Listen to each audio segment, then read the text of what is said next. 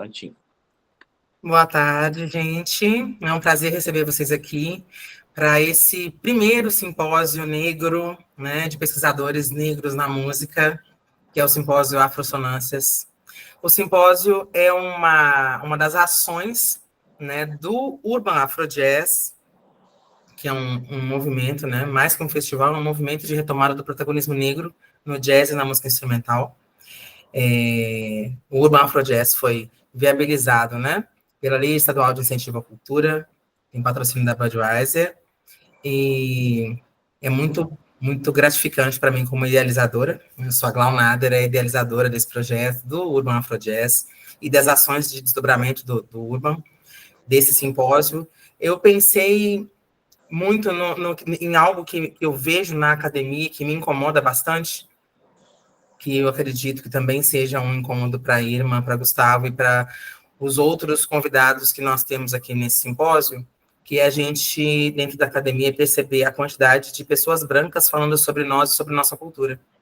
As pessoas brancas inferindo sobre o nosso fazer musical, interpretando a nossa cultura, interpretando a nossa tradição, e a gente vê, inclusive, que muitas vezes isso vem vestido, né, desse esse viés de branco salvador, né, de olhar com um olhar folclórico para o que a gente faz, e também que é uma realidade da sociedade onde o negro ele é invisibilizado, né? A nossa cultura é amada, a nossa arte é amada, mas o negro não.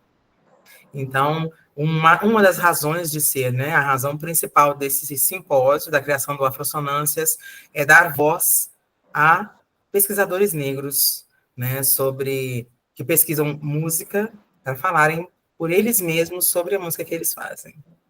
Então, gostaria de receber com muita alegria Irma Ferreira. É um prazer imenso ter você aqui, abrindo, inclusive, o simpósio. É com você. Boa tarde a todos, a todas e a todos. Eu vou compartilhar a tela aqui para a gente começar, mas desde já eu já quero agradecer a Glau pelo convite e parabenizar pela iniciativa. Nós precisamos disso, sim. Vocês estão visualizando? Porque eu parei de ver vocês no que eu compartilho. Sim. Agradecer pelo convite, parabenizar pelo evento. É um prazer estar aqui hoje. É um prazer estar aqui hoje com o Gustavo, que é um amigo querido, que chegou na minha vida para ficar. Então, obrigada a todas e a todos por isso. Eu sou Irma Ferreira, e antes de qualquer coisa, eu vou fazer minha audiodescrição. Eu sou uma mulher negra de pele preta.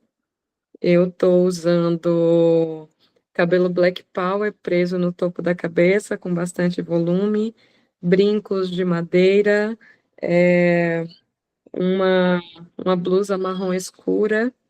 E dito isso, a minha comunicação ela tem como tema o negro no canto lírico, diálogos sobre a formação e a atuação de cantoras e cantores líricos e seus atravessamentos. Essa comunicação, ela trata de uma amostra da minha pesquisa de doutorado, que tem como tema a formação e a atuação de cantoras e cantores líricos negros e seus atravessamentos raciais. É uma pesquisa desenvolvida pelo Programa de Pós-Graduação em Música na UFBA. Eu sou bolsista da FAPESB, pelo doutorado. E antes de entrar nesse recorte da comunicação, eu preciso trazer um pouco sobre o que se trata essa pesquisa maior, que é o meu doutorado. Como eu disse, a pesquisa ela circula sobre os atravessamentos contidos nas trajetórias de cantoras e cantores líricos no Brasil. Mas o que são esses atravessamentos? Quais atravessamentos eu estou falando? São situações vivenciadas ao longo dessas trajetórias, decorrentes dos sistemas de opressão e discriminação, aqui compreendidos pelo racismo e pela branquitude. Vale ressaltar, já nesse momento, que a questão racial ela vai ser o marcador que norteia a pesquisa, mas que a construção desse trabalho vem acontecendo de uma maneira interseccional, levando em consideração também atravessamentos decorrentes de outros marcadores da desigualdade, como gênero, classe, sexualidade, idade, visto que essas situações elas se apresentam de maneira a interligar esses marcadores. Nessa perspectiva, eu compreendo que ser cantora e cantor lírico, principalmente para pessoas negras no Brasil, requer um exercício diário de autoafirmação e persistência, tendo em vista a estrutura criada em torno dessa formação e das possibilidades de atuação que se estabelecem a partir de um padrão conservatorial com princípios coloniais e colonizatórios, que vão ignorar os atravessamentos vivenciados por estes e essas cantoras, e que estão sempre a desacreditar de suas capacidades técnico-interpretativas, pelo fato de não fazerem parte de um estereótipo construído sobre a imagem do cantor e da cantora lírica, que, sobretudo, é a imagem de uma pessoa branca.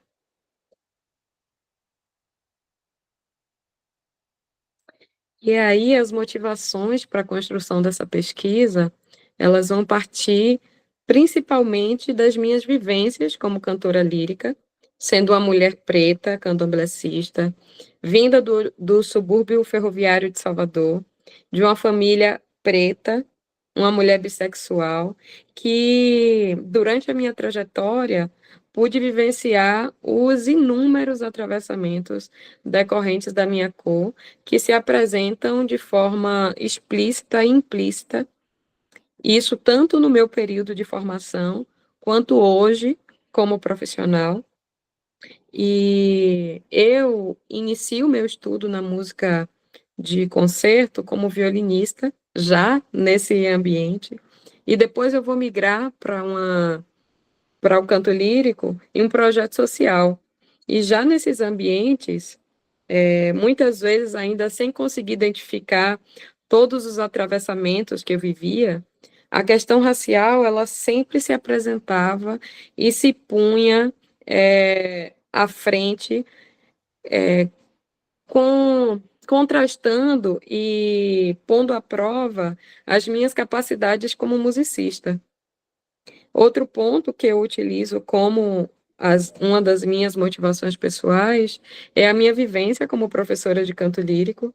Hoje eu estou como professora de canto lírico da Universidade Federal da Bahia, a primeira professora negra do curso de canto lírico da Universidade Federal da Bahia, e ouvindo e compreendendo esses inúmeros atravessamentos que também se põem na formação e atuação desses alunos e alunas, e que terminam colocando à prova a presença dessas pessoas no canto lírico.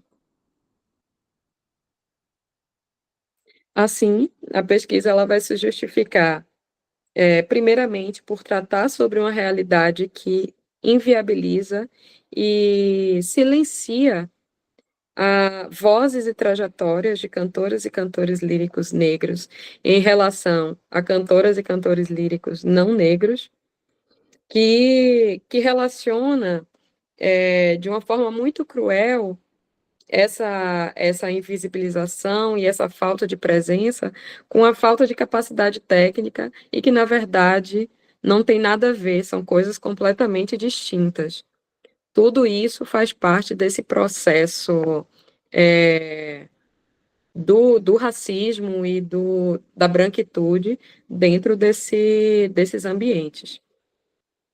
Eu também justifico a pesquisa na necessidade de falar sobre o embranquecimento cultural e da identidade racial de cantoras e cantores líricos para se enquadrarem no estereótipo esperado por esses profissionais e estudantes.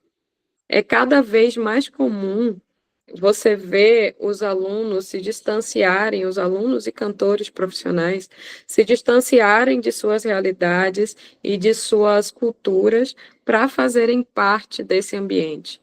Então, a pesquisa ela vai se justificar também nesse lugar, por trazer esse questionamento e esse diálogo sobre essa situação, além de gerar material acadêmico em torno do tema, que hoje, infelizmente, ainda é muito escasso. E aí, dentro da revisão de literatura, eu vou falar sobre a música de concerto no Brasil, sobre a presença de pessoas negras na música de concerto, sobre os atravessamentos raciais dentro da música. Também vou trazer literatura sobre interseccionalidade, sobre a pedagogia das encruzilhadas, os racismos, os diversos tipos de racismos e a branquitude e suas consequências. E assim eu chego à questão da pesquisa, que é como a formação e a atuação dessas cantoras e cantores podem ser atravessadas por questões raciais. Essa questão ela vai se desdobrar no objetivo geral, que é justamente compreender como essa formação e a atuação desses cantores e cantoras podem ser atravessadas por essa questão, essas questões sociais. Podem e vêm sendo atravessadas, né? A metodologia da pesquisa é uma metodologia qualitativa e eu utilizo como procedimento metodológico estudo de casos múltiplos, tendo como ferramenta de coleta de dados a conversa, que também é uma ferramenta que foge dos padrões compreendidos como legítimos dentro da universidade. Então, eu vou me fundamentar a partir de, por exemplo, do livro Conversa como Metodologia de Pesquisa, Por que não? Que é uma organização de artigos de Tiago Ribeiro, Rafael de Souza e a Carmen Sanches. E assim eu chego ao recorte dessa comunicação, que é o canto lírico negro, diálogos sobre a formação e a atuação de cantoras e cantores líricos e seus atravessamentos raciais, que faz parte do processo da pesquisa de campo realizado dentro do doutorado. Essa pesquisa, ela está acontecendo, ela aconteceu já, né? Ela vem acontecendo, mas teve como campo um curso virtual para cantoras e cantores líricos do Brasil em suas várias fases de desenvolvimento, que é esse curso aqui, Repertório Afro-Referenciado no Canto Lírico, uma ferramenta de diálogo sobre a formação e atuação de cantoras e cantores líricos e seus atravessamentos. O curso ele teve 25 inscritos e se desenvolveu com 17 participantes. Foi uma iniciativa totalmente gratuita e totalmente virtual, o que possibilitou que pessoas do Brasil inteiro fizessem parte. Inclusive, nós temos algumas pessoas aqui na sala que fizeram parte do curso. Com essa abrangência, nós tivemos cantores líricos em formação, cantores líricos profissionais e pessoas que têm uma relação afetiva com a estética e que já tiveram, de alguma forma, vivência com canto lírico, fossem como coristas ou ainda em aulas particulares esporádicas. Esses encontros eram sempre direcionados por uma pergunta norteadora, que dava caminho às conversas, tendo, no caso, o repertório afro-referenciado como tema central. Esse repertório partia do lugar da estética do canto lírico, mas que fosse um repertório que trouxesse a cultura negra dentro dessa construção, fossem através dos textos, fosse através dos ritmos que estavam inclusos na instrumentação que ele utilizava. E algumas perguntas que norteavam esses encontros, eu trago aqui. A primeira delas foi a primeira pergunta do curso: o que é o canto lírico? E aí, essa pergunta, de início, pode parecer muito vazia, porque é uma coisa que é óbvia a algumas pessoas. Mas o canto lírico é uma estética, é um gênero, é um estilo musical. Como a gente caracteriza isso? A partir da instrumentação, a partir de características musicais, o legato, a respiração específica, o vibrato que se utiliza, e a gente chegou em algumas conclusões. A mais, a que, a central, é que o canto lírico é uma estética. E em se tratando de uma estética, ela pode ser aplicada em qualquer formação ou em qualquer gênero musical? E aí a gente começa a entrar em um lugar que, mesmo compreendendo ser uma estética, existem padrões de onde aplicar, de que repertório, de quem faz, de como faz, de música brasileira, pode ou não pode, música brasileira na formação de cantores líricos, por que não é utilizado? É um processo técnico ou é um processo de exclusão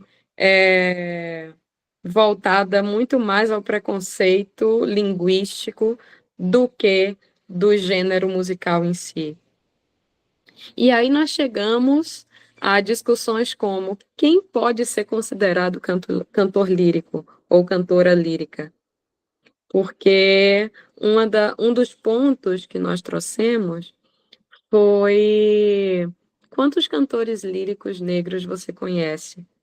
E um dos participantes falou uma pessoa, que nesse momento eu não vou trazer o nome, que ainda está no processo de construção do trabalho, e aí outros participantes, cantores líricos, se perguntaram se essa pessoa poderia ser cantora lírica se ela não esteve dentro de uma universidade de canto lírico. Então, qual a formação ideal para esse cantor? A gente chega a questionamentos e a indagações e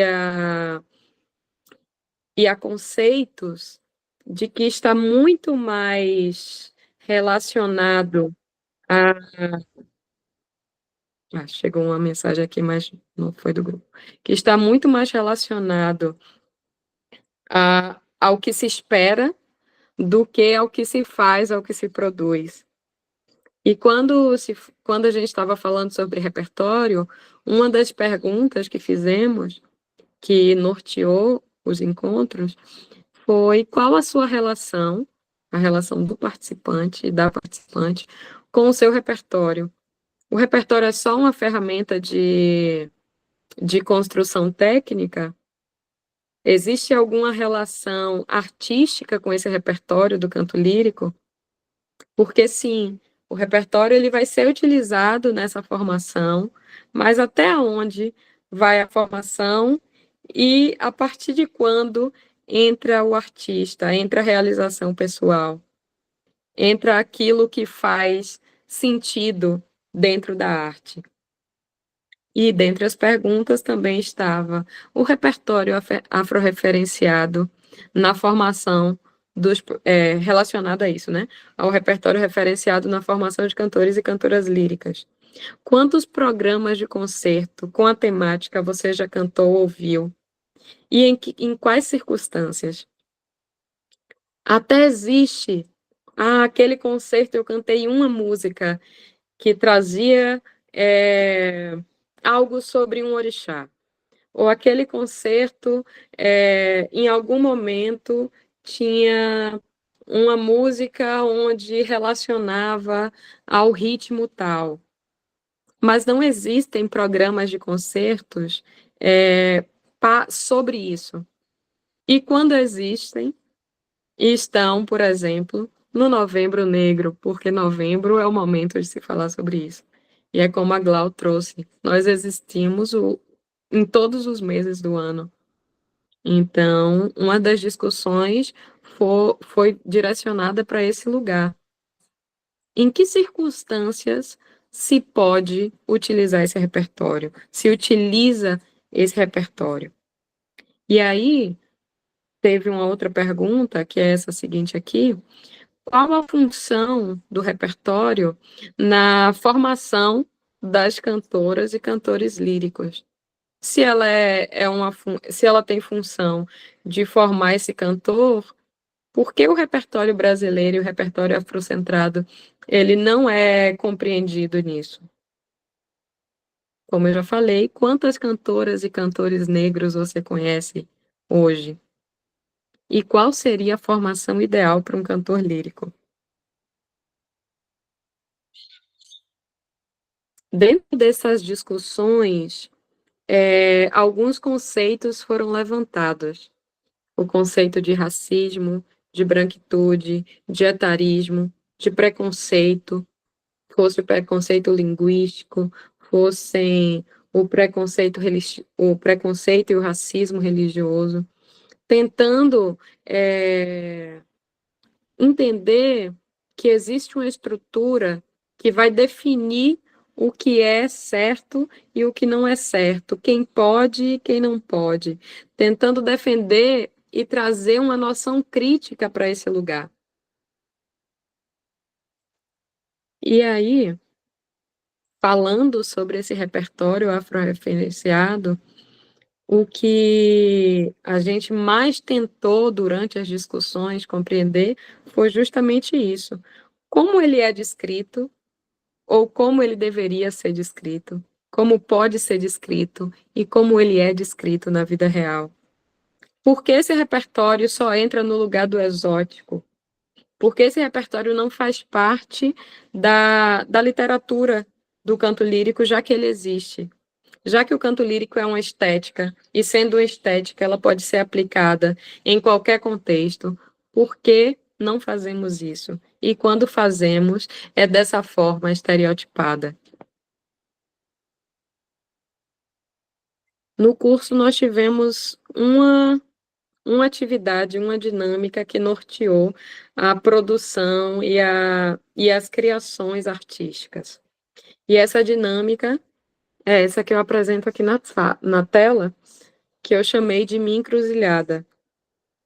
Eu estou apresentando ela porque ela é a minha encruzilhada. Mas cada um dos participantes do curso desenvolveu a sua própria encruzilhada e ela consiste na seguinte coisa: todos nós temos um núcleo. O meu núcleo é ser uma mulher preta, candomblessista, do subúrbio ferroviário de Salvador, que estudei em escola pública desde sempre. Na academia, eu vou ser uma técnica em violino, que foi o meu primeiro instrumento, graduada em canto lírico, mestre em criação musical e doutoranda em educação musical. Mas nada do que eu faço dentro da academia pode me desassociar do meu núcleo central. Assim como no palco, eu sou uma cantora lírica, uma cantora de orquestras big band, uma cantora de música do repertório sacro do candomblé. Mas para ser isso, primeiro eu sou uma mulher preta do candomblé, do subúrbio ferroviário de Salvador, e estudante de escola pública desde sempre. Na pesquisa, eu vou falar sobre o repertório afrocentrado, eu vou falar sobre as pessoas negras no canto lírico, os atravessamentos existentes na formação desses cantores e cantoras, sobre a música sacra do candomblé, mas eu não posso deixar de compreender onde está o meu núcleo, mesmo dentro desses espaços. E na sala de aula, eu vou falar sobre o estudo técnico como sendo parte fundamental para a formação desses cantores, mas para que esse seja alcançado em sua completude, Na sala de aula, eu vou compreender que a gente precisa levar em consideração um todo que circula as vivências desses cantores. E tudo isso partindo do meu núcleo. E as minhas criações artísticas, elas vão partir dessa encruzilhada. Então, a proposta da dinâmica central dos nossos encontros e dessas discussões todas, elas partiam desse lugar, dessa dinâmica, desse centro, dessa encruzilhada que cada participante é. E isso gerou uma criação artística. E essa criação artística, ela também saía desse lugar padrão que se espera de uma construção artística de um cantor lírico, onde você precisa ter determinado instrumento, onde você precisa fazer determinado repertório. Foi livre, foi criar a partir de si. Então, nós tivemos vídeos, nós tivemos poemas, nós tivemos composições,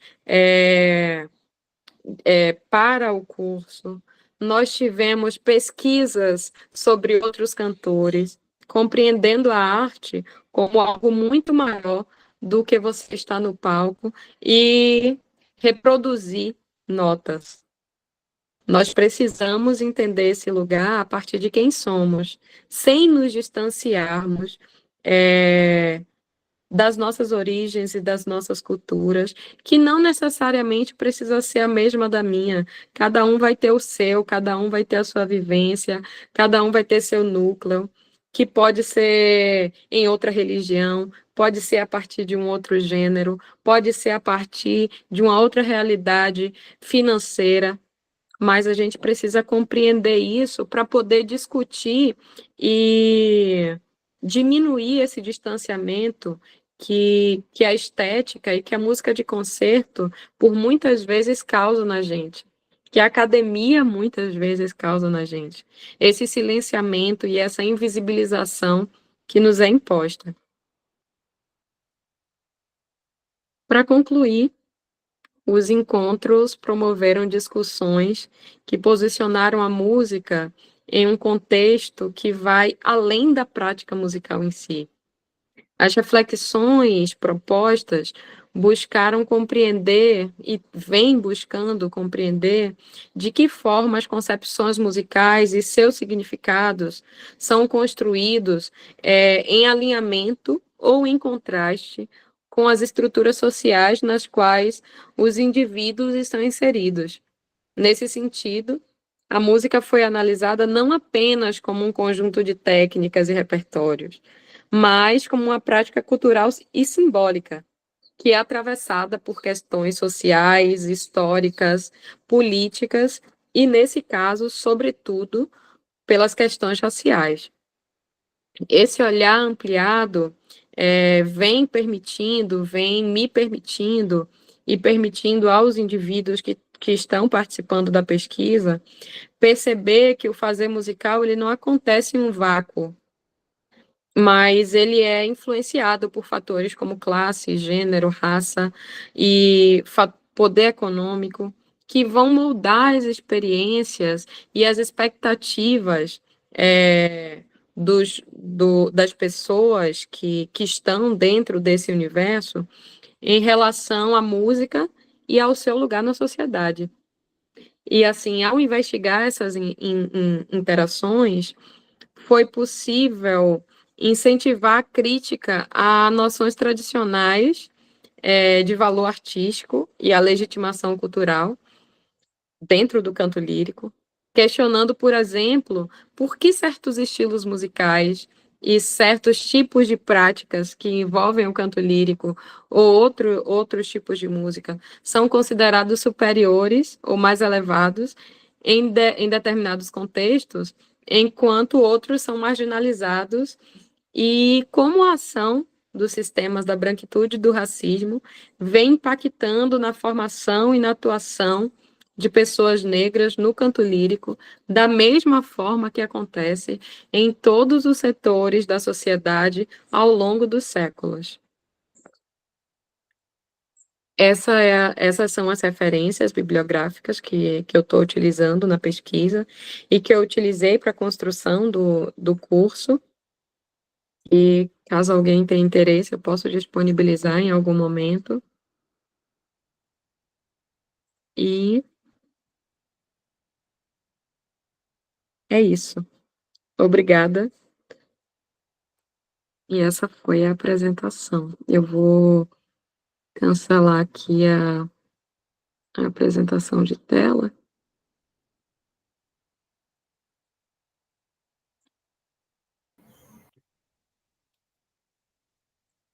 Vocês estão me vendo? Agora sim. Aí, Excelente, Irma. Eu não sei se as pessoas têm perguntas, gente. Se tiverem, esse é o momento de fazê-las. Quero te agradecer muito por esse recorte. Inclusive, eu vi sobre esse seu curso no Instagram e eu achei perfeito que você trouxesse esse recorte, inclusive porque, me corrija se eu estiver errada, a gente tem uma presença significativa de pessoas negras no canto lírico, mas ocupando papéis principais, não, né? Então, uhum, isso fica muito afastado do que quando a gente fala em canto lírico, é distante, né? Imaginar o corpo negro ocupando esse lugar de destaque, né? Nas peças, nas obras, assim, nas óperas, eu achei perfeito que você trouxesse isso para a gente. Eu acredito, né? Uma das coisas que eu disse, assim, que eu trouxe para esse acontecimento, essa estreia do Urban, é que a música que a gente faz nas Américas, ela não seria como ela é, né? Então, a música das Américas não seria a música das Américas sem o negro. E é impossível pensar em música do Ocidente, né? Música no Ocidente, inclusive onde a gente não esteja inserido, né? Então, acho super importante que você sim, possa compartilhar uma coisa que, inclusive, é a sua vivência, né? Esse olhar exatamente. o nosso próprio olhar, né, de pesquisadores pretos, de artistas pretos, para a nossa arte, ele é fundamental. Porque, querendo ou não, o óculos, né, do pesquisador que não é negro sobre tudo o que o negro faz, ele é enviesado. Né? A gente não pode, inclusive como pesquisadoras, a gente não pode deixar de falar sobre isso, né? É muito bom que as pessoas façam pesquisas sobre a cultura negra e tal, sobre o fazer musical afrodiaspórico e tudo mais, mas é imperativo que pessoas negras tomem a frente nessas pesquisas, né? Que a gente possa falar por nós do que nós fazemos. Sobre Exatamente. esse encontro, tudo vai ser disponibilizado no canal do YouTube posteriormente, tá? Pode acompanhar a página do Urban Afro Jazz no Instagram, que vocês vão ficar sabendo de tudo lá. Assim que for postado, a gente vai informar lá, tá bom? Se não tivermos perguntas, te agradeço muitíssimo, Irma. Foi valiosíssimo esse tempo com você. Me Obrigada, Glau, desculpe mais mais uma vez. vezes. E parabéns pela iniciativa, que seja o primeiro de muitos e que cresça e que a gente possa se encontrar pessoalmente falando sobre todas essas coisas Torcendo por e isso. todos esses atravessamentos. Estou torcendo por isso. No começo do ano você está aí, eu quero te ver. Exatamente, exatamente. Então tá ótimo. Obrigadão, Irma. Vamos dar um intervalinho e aí a gente já começa com o Gustavo.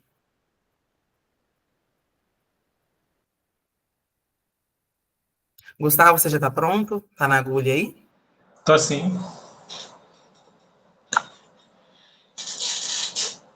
Então, 2 minutinhos a gente começa, tá? Tá joia. Obrigado.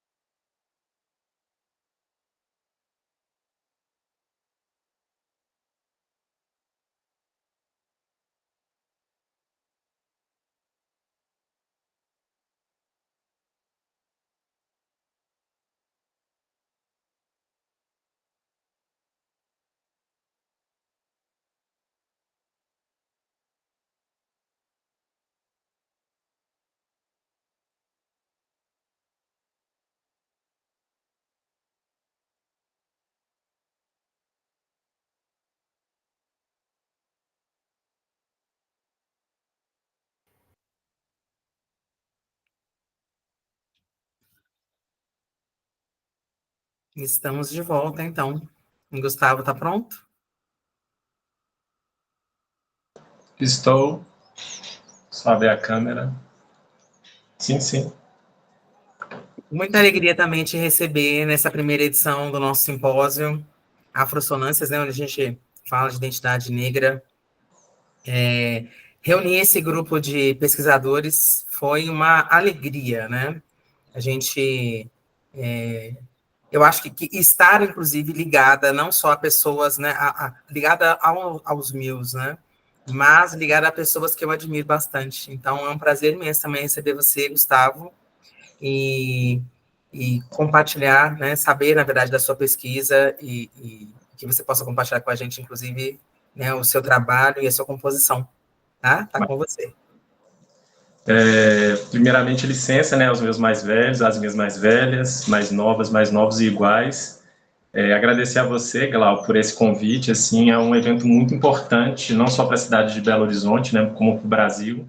Eu e Irma estamos aqui em Salvador, né, e é um prazer assim, imenso estar participando desse primeiro simpósio, que eu sei que virão vários outros, assim, porque é isso, né, tem muita gente pesquisando, muita gente interessante construindo conhecimento, trabalhando com outras epistemologias, né, saindo um pouco do foco eurocêntrico, né, que a gente é formado com o pensamento eurocentrado, com o olhar, com o ser, enfim, mas as nossas religiões, as nossas buscas, as nossas sonoridades, as nossas reverberações, elas caminham por outras águas, né, e as reverberações também, e as simbologias, desculpa. E é muito interessante também que está nesse primeiro dia, né? Porque Irma é uma pessoa assim que eu assim admiro bastante. Assim, a gente se conheceu esse ano presencialmente num trabalho que a gente participou junto. E assim escutá-la agora traz uma força também para essa fala que vem na sequência. Assim, é bonito isso porque é um alimento, né? Estar aqui eu tenho sentir que me alimentar do conhecimento de uma outra pessoa para mover junto com ela e a gente continuar nesse movimento coletivo, assim. E escutar a Iva falando sobre a pesquisa dela me traz muito para o que eu me proponho, estou me propondo a fazer com a minha pesquisa, que começa lá em 2019. Mas antes de falar sobre a pesquisa e, né, agradecer esse espaço, agradecer você, Glau, que também é uma artista que eu admiro bastante, tenho conhecido aos poucos e, assim, só grandiosidades, muito, muito massa, assim, essas trocas com você. Eu sei que elas vão se ampliar cada vez mais também sonoramente, em parcerias. Mas eu queria fazer uma audiodescrição de mim mesmo. Eu sou um homem pardo, de cabelos crespos, encaracolados, meio black power, cor castanha. Uso um bigodinho. Estou usando 2 argolas pretas, 2 alargadores nas orelhas. Uso óculos de armação clara, assim, transparente, com hastes de bambu. Visto uma camisa de tecido africano com uns círculos verde e ao redor uns pontos, algumas linhas meio cor-vinho. Eu estou num espaço, numa sala, atrás de mim à esquerda tem o ambiente está um pouco desfocado, então a gente não consegue muito ver os detalhes, mas tem um objeto de cor verde à minha esquerda ou direita de quem está vendo, e um quadro também meio laranja ao fundo e uma parede branca. E é isso, estou em Salvador. Queria pedir a Gagade para poder compartilhar, por favor, a apresentação.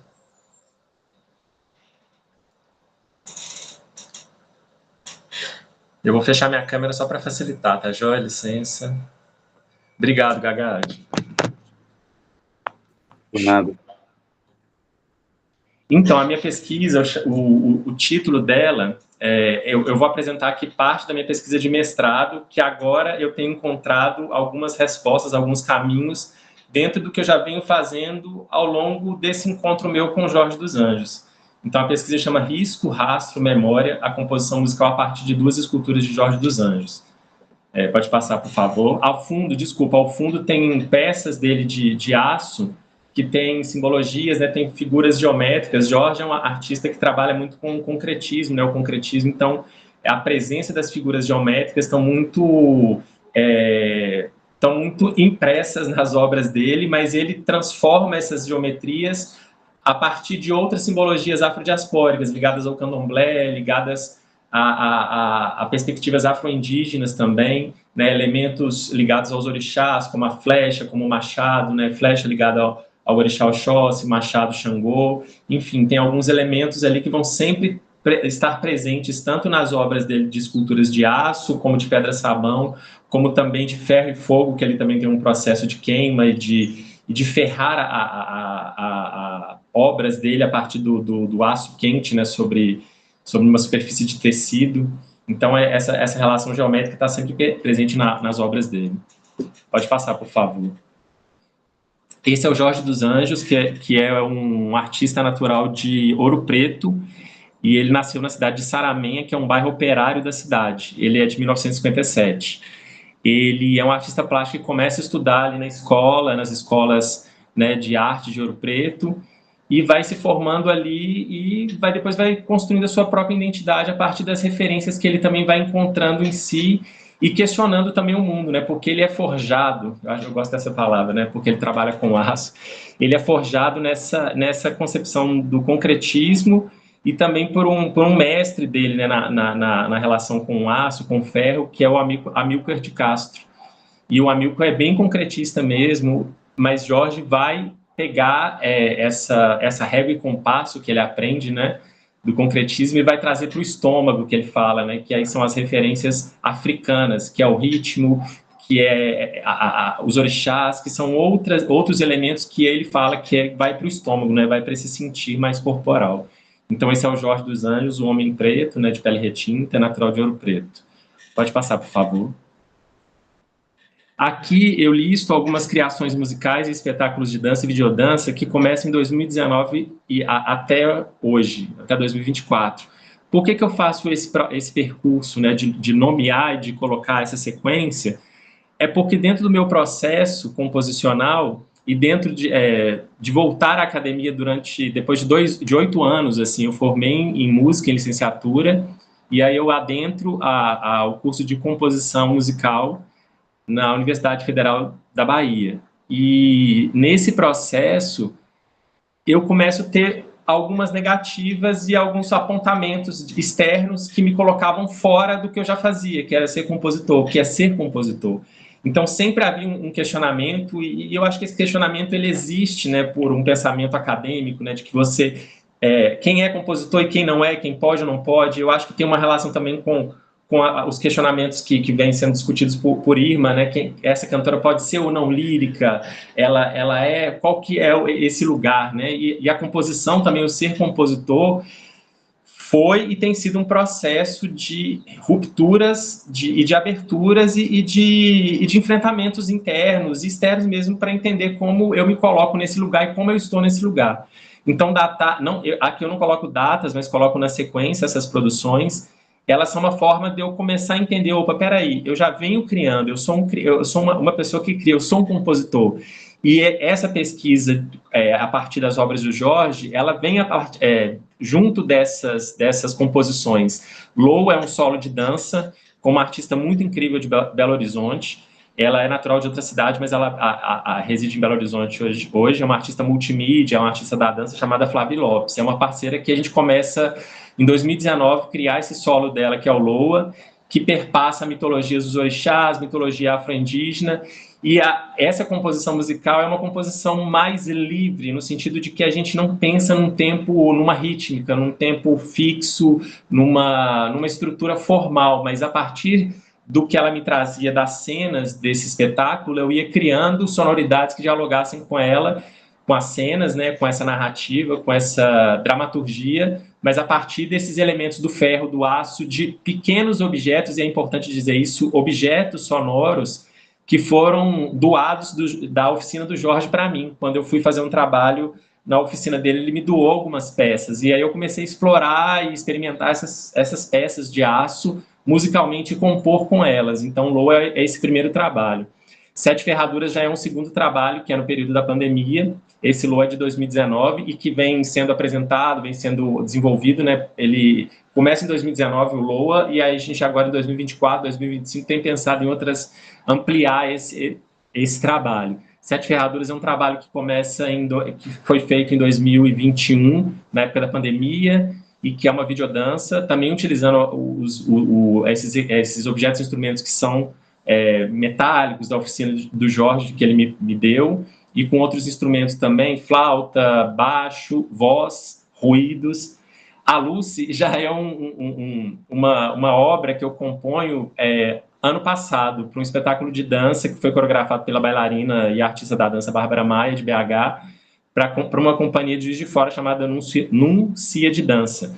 E a Lucy, essa música, ela já traz alguns elementos que eu vou pensar na minha pesquisa, que são as claves, os toques, né, a clave rítmica, os toques para os orixás, né, e como que eu, nesse projeto, nesse espetáculo, eu começo a criar também já com essas referências que vão norteando o meu pré e o meu projeto de pesquisa de mestrado, que relacionam-se com essa busca do aço, do ritmo, do tempo e dessa... que hoje eu não falo mais de tradução, mas eu falava de tentar traduzir essas simbologias, mas esse diálogo com as simbologias e com o espaço e com a memória que elas carregam. Então, a Lúcia é essa composição que tem essa presença do Vasse e do Alujá. Penduricário já é uma outra composição que eu componho ano passado, em meados do ano passado, também para um outro espetáculo de Bárbara Maia, que se chama Isso é um Poema que Transborda, mas aí eu já começo a utilizar outros elementos, mas o aço está sempre muito presente. Eu trabalho uma música para piano, depois eu vou colocar algumas músicas para vocês escutarem alguns trechos, de Penduricalho e de A Lucy, e Loa, um trecho do teaser do espetáculo. Então, Penduricalho, ela tem esse elemento que é algo que eu vou trabalhar na minha pesquisa também, que é uma ideia de opacidade, que eu vou explicar daqui a pouco, e uma ideia de ferrugem, de um elemento que começa meio puro, mas que ele vai sendo amalgamado com outros elementos, com outros sons, com outras notas, ou com outros ruídos. Então, é uma música que eu compus ao piano elétrico, um piano de armário, que eu fui bem desafinado, mas que ele foi fantástico, porque eu fui trabalhando percussão nas cordas, e algumas notas desafinadas que me traziam a sonoridade do aço, do ferro, e que me remetiam a uma relação com os sinos, né? E eu venho de Minas, onde os sinos são uma presença muito forte, né, nessa questão religiosa, de comunicação, né? Tem cidades como Ouro Preto, né, que você comunica de uma ponta a outra pelo sino, o que aconteceu em tal lugar, o que aconteceu em outro. Então, o sino é esse lugar de comunicação e que vem do aço, que vem do ferro, que vem dessas montanhas que formam o meu estado, né, Minas Gerais. E aí depois, por enquanto é isso, se puder seguir, por favor, Gagade.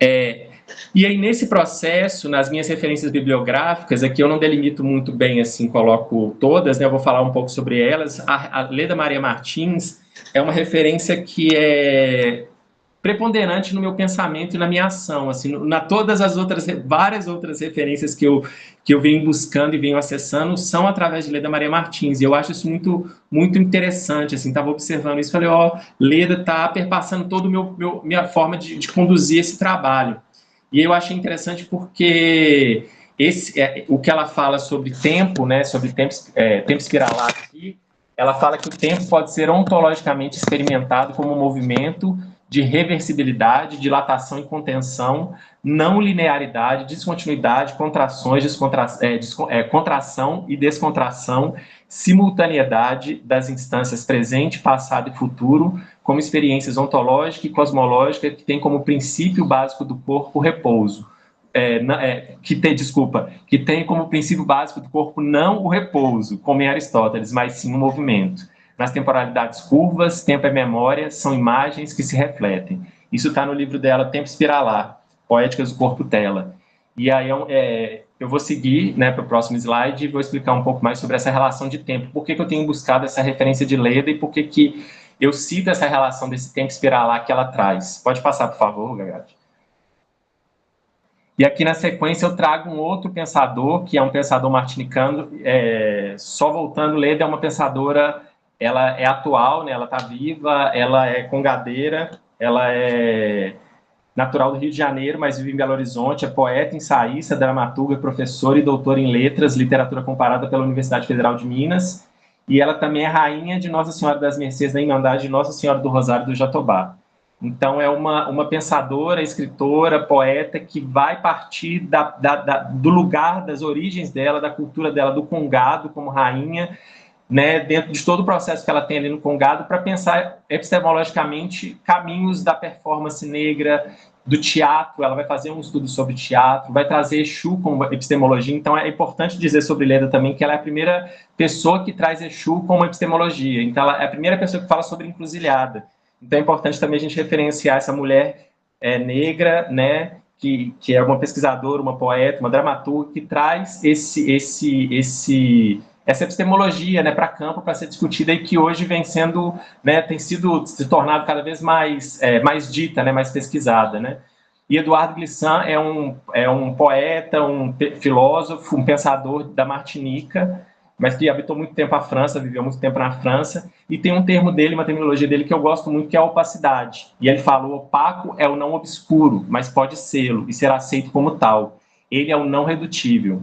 E nessa questão ele também tem um conceito que ele fala sobre relação, que é um processo de contaminação de todas as diferenças reunidas sob as correntes da escravidão e do colonialismo. A relação pressupõe conhecer o abismo dessa experiência, pois é a partir dela a abertura da imaginação que se dá a partilha de mundos unidos pela própria separação. E por que eu trago isso? Opacidade, relação, porque para mim, quando eu falo da música, por exemplo, que eu falo de penduricalho, que é uma nota que está ali, que ela vai sendo amalgamada com outros elementos, é porque para mim, observar as obras de Jorge, observar essas obras no espaço físico de Jorge dos Anjos, essas esculturas que estão no espaço físico, elas sofrem diretamente as intempéries do tempo. Então, a ferrugem está ali como marca, como elemento que faz parte. Se eu quiser tirar a ferrugem, eu vou tirar parte do que é a obra em si. E essa crítica também é uma crítica que Eduardo Glissant faz em relação ao pensamento eurocêntrico, né? Que para você conhecer algo dentro do pensamento eurocêntrico, você é colonizador, né? Você precisa limpar, você precisa fragmentar, você precisa tirar as camadas e dizer o que é puro. E ele está falando que não existe pureza, existe essa opacidade, que é essa amálgama de elementos que se combinam, que se compõem, que se relacionam. Né? E ele vai falar sobre isso, né? Que essa relação se dá nas Américas de uma forma muito violenta, mas que essa relação e essa opacidade ela vai construir outros elementos muito potentes das culturas afrodiaspóricas. E para mim é interessante trazer a opacidade e essa relação com ferrugem como esses elementos que estão ligados ao pensamento, né, às epistemologias que eu vou buscando, como Leda, como Glissant, e essa ferrugem que é essa matéria física, essa matéria de, poderia dizer aqui muito, uma palavra que eu não uma degradação do tempo, mas ao mesmo tempo um registro de memória, né, porque a ferrugem também ela vai dizer de algo que está ali há um tempo, de que algo que tem vida, né, que está ali se deteriorando porque é algo vivo, é algo que não está só estático ali, preso, como uma coisa morta, mas é vivo, é isso. Por favor, passa para mim, Gagadi. Agora, eu vou ler pouco, porque tem muitas coisas que, senão eu vou me demorar um pouco nas falas. Mas Leda fala uma coisa muito interessante que eu gosto, que é essa relação do corpo-tela, esse corpo hieróglifo, né? Porque as pessoas que foram trazidas de África para cá, como pessoas escravizadas, né? E que na história você vai ter elas como não pessoas, né? Como objetos, né? E aí por isso elas eram retiradas de todo o seu conhecimento, de todos os elementos que faziam parte dela eram excluídos, até o seu próprio nome, a sua própria língua. Mas essas pessoas traziam nos seus corpos a cultura deles, estavam ali como tatuagens, como pergaminhos, como esse hieróglifo, né, essa escrita que está ali pulsando, né, no coração, no movimento, no gesto, na fala, nos sons que se faziam. Então, as culturas africanas transladadas para as Américas encontravam na oralidade seu modo privilegiado, ainda que não exclusivo, de produção de conhecimento. Grafar o saber era, sim, sinônimo de uma experiência corporificada, de um saber encorpado, que encontrava nesse corpo, em performance, seu lugar em ambiente de inscrição. Dançava-se a palavra, cantava-se o gesto, em todo movimento ressoava uma coreografia da voz, uma partitura da dicção, uma pigmentação grafitada da pele, uma sonoridade de cores. E aí eu cito outro pensador que eu gosto muito, que é o Denetem Tuambona, que ele eu sempre esqueço a nacionalidade dele, mas ele é um descendente africano, mas que nasceu em França. E ele fala sobre essa relação, um livro dele chamado Cosmopoéticas do Refúgio, ele vai falar sobre essa relação também desse movimento de... A gente vai falar aqui no Brasil, né, do quilombo, né, mas ele vai falar da marronagem, desse movimento de aquilombamento, de marronagem, de cumbe, né, esses agrupamentos coletivos, que são um movimento de contra-atacar, e não um movimento de fuga. A fuga é uma polifonia, e aí ele associa a relação também com a música, né, com a polifonia barroca, né, mais relacionada a Bach, né, como o sujeito contra sujeito, uma voz que persegue a outra e que vai gerando outras vozes no percurso. Então, ele fala sobre isso também, como a fuga no movimento de polifonia e de fortalecimento. Então, ele fala essa relação também dessa relação do corpo, né, que o corpo escarificado é o corpo memória, a superfície onde se desdobra a escrita de um povo, o relato singular de uma vida, a genealogia de um clã. Por favor, pode passar também, Gagad. E aqui eu trago a relação com o ritmo, né? O ritmo, citando Leda também, mas uma citação que é do Muniz Sodré, no livro de Ledas, Performances do Tempo Espiralar. E ele fala, o ritmo africano contém a medida de um tempo homogêneo, a temporalidade cósmica ou mítica capaz de voltar continuamente sobre si mesmo, onde todo fim é o recomeço cíclico de uma situação. Então, é esse tempo que ele por si só, ele traz passado, presente e futuro, né? E Leda vai trazer muito essa relação do rito, né? Um ritual, quando você está num ritual de uma guarda de congado, tem os cantos de entrada, os cantos de saída, os cantos de atravessamento de encruzilhadas. Então, todo o movimento que é feito ali faz viver e reviver aqueles e aquelas e aquilo que está no tempo e move-se com o tempo. Tem até uma frase do Nego Bispo que eu gosto muito, né, que ele fala, ancestralidade precisa comer, né? A terra dá, a terra quer, né? Você tira algo, retira algo, utiliza de algo, mas você precisa continuar alimentando esse algo porque é cíclico. A gente não pode só pensar em tirar e esquecer desse espaço dos outros, das memórias, porque elas que nos tornam uma existência, né? Somos parte desse movimento espiralar. Obrigado, Gagad, se puder passar. E aqui eu vou meio que finalizando essa relação de tempo, né, de timeline, de tempo. Ouvir Irma me traz para algo que me moveu a essa pesquisa, porque é uma pesquisa que eu vou criar a partir das esculturas de Jorge, a partir das simbologias de Jorge, pensando as claves rítmicas. E quando eu vou pensar sobre as claves rítmicas no início, a minha referência primeira era Lettieri Slate. E ele fala, e continua sendo, ele não era, ele ainda perpassa todo o meu pensamento, o meu discurso, só que eu acho que eu fui buscar outras referências mais acadêmicas e talvez eu tenha deixado ele ecoando, mas eu preciso trazer ele de volta. E ouvir Irma me fez pensar nisso, que é a necessidade de trazer ele de volta, assim. E Lettieri, ele fala de clave, que são as chaves rítmicas. E ele fala também conhecidas como linhas guias, timeline, padrão rítmico, toque nas religiões afro-brasileiras. Aí, no livro que ele escreve, ele fala, ao longo desse relato, eu seguirei adotando a dominação clave pelo fato de ter me iniciado com músicos cubanos nessa matéria. Em suma, clave pode ser entendida como a menor porção rítmica que define não só um ritmo, como aponta a sua localização geográfica, sua origem e percurso étnico-histórico. Então, essa pequena fração rítmica, ela tem um DNA, ela tem de onde ela vem, como esses corpos têm de onde eles vêm, né? Eram corpos muitas vezes escarificados porque eles tinham suas etnias de onde eles vinham. Eram corpos que tinham trançados de cabelos ou características físicas, né? Fenótipos, porque eles são de lugares diferentes, né? Então, cabindas, as etnias, né, que chegam de África, que elas têm características específicas porque elas são características de lugares, de forma de pensar, de ser e de existir no mundo. Então, a clave também traz esse elemento, né, esse DNA. E aqui, quando eu trago a timeline, é mais para pensar nesse tempo, né, porque a timeline, ela parte, né, a clave, ela parte desse sino, né, esse sino que é tocado, ou uma clave, né, que antigamente era uma madeirinha, né, e que os mestres e mestras sabiam, né, de que madeira que era feito, de onde que era feito, porque tinha aquela madeira que dava marcação, né, dava uma marcação que a gente, a partir dessa marcação, a gente sabe para onde a gente vai, a gente sabe o que a gente vai fazer a partir dessa referência, desse toque primeiro, né, dessa pequena célula rítmica. Pode passar para mim, por favor, Gagad? E aí essa relação também de timeline com ritmo, né, com dança, né, com corpo.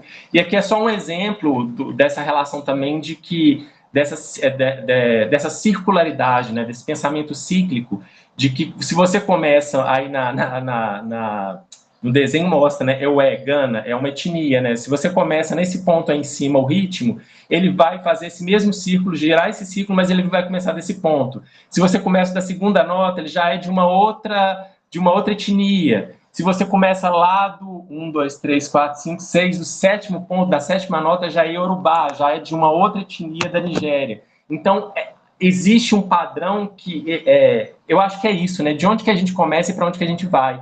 Você vai ver muito isso nas rítmicas brasileiras, né? Um padrão que às vezes vai estar ali, só que começar de forma diferente, né? É como se eu criasse uma frase, né? A casa caiu no poço. E aí eu invertesse a ordem, poço, casa, caiu.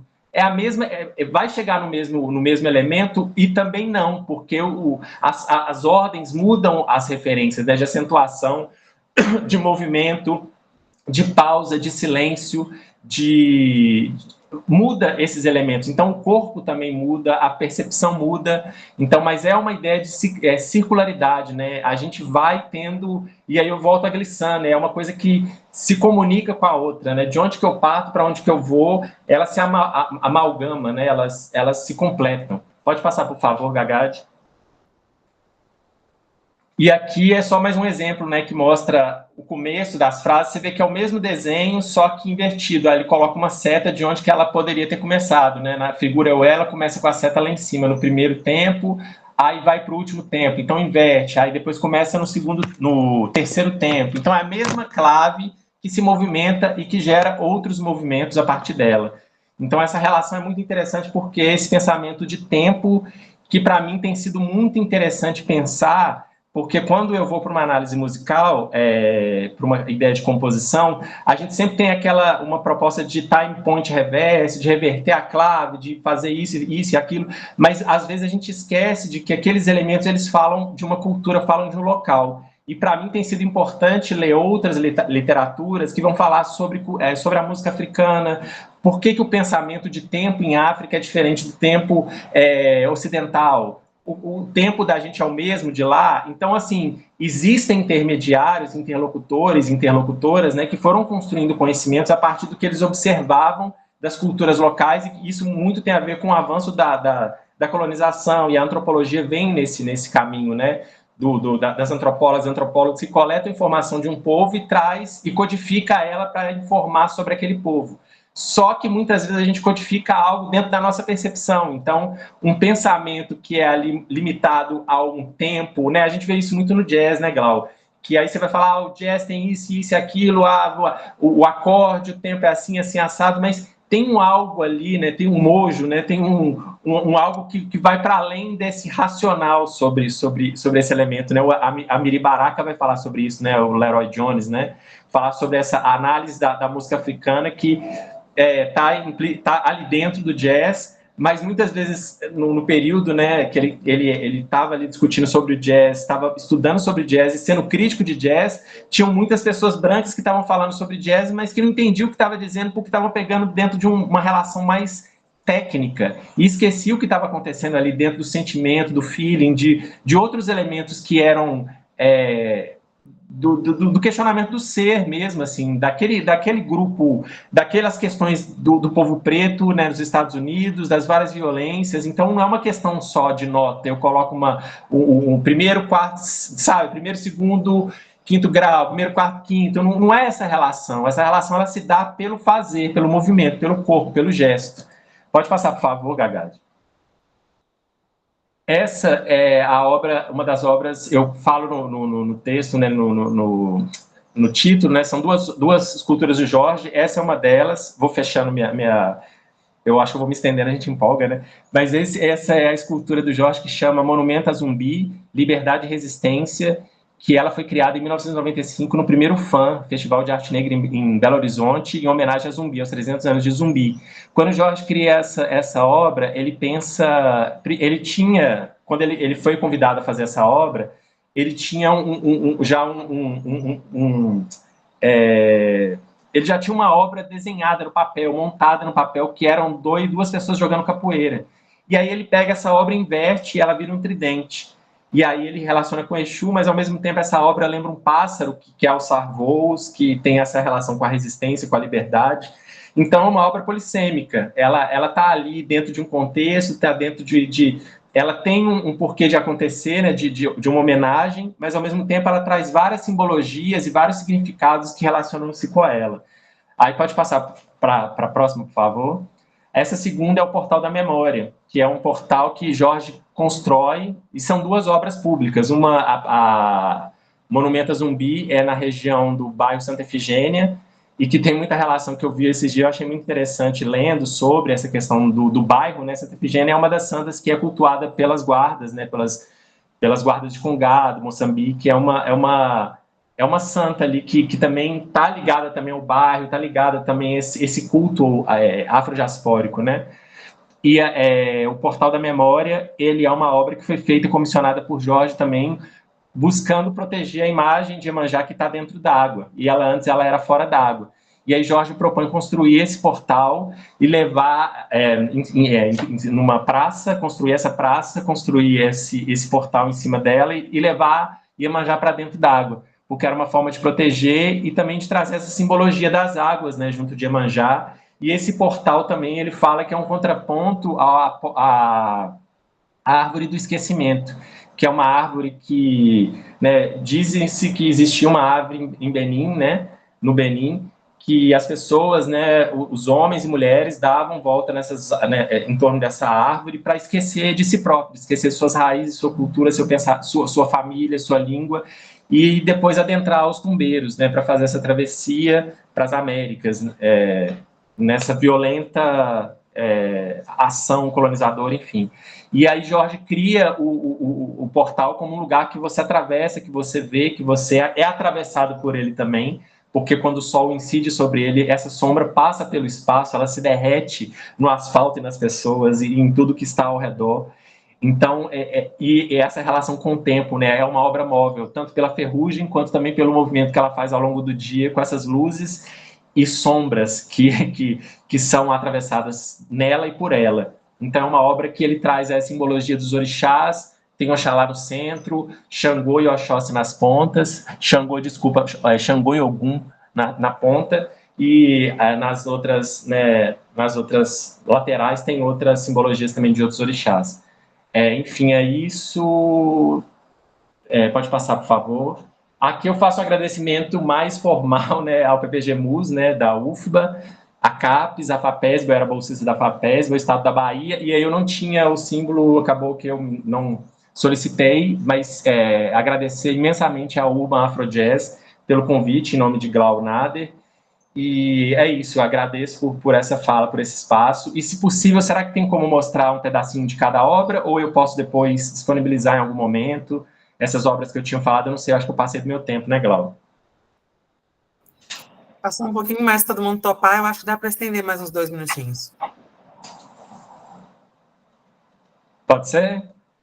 Bom, ninguém falou nada, vou entender que todos toparam. Eu compartilho qual dos 3 documentos? Pode ser o Loa e depois a Lucy, um pedacinho. Loa está como teaser no documento que você me mandou. Que é o espetáculo Loa. Ela fez um teaser dessa sonoridade, um pouco dessa estética do espetáculo. Flávio Lopes.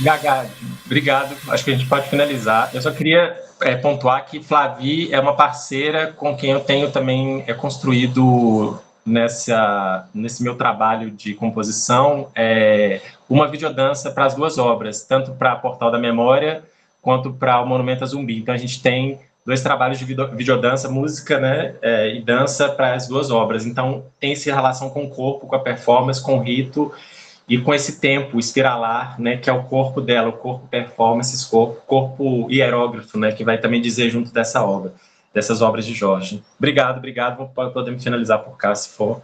Obrigado mesmo. Desculpa eu ter estendido, eu empolguei, gente, nossa. Sem problema, Gustavo. Foi super interessante também o que você traz, eu gosto de pensar que isso é meio que multidisciplinar, né? Porque, na verdade, apesar de ser dentro da arte, você conseguir dialogar com as esculturas, né? Com a dança e com a música, tudo isso, né? Funcionando para um mesmo fim. Acho maravilhoso.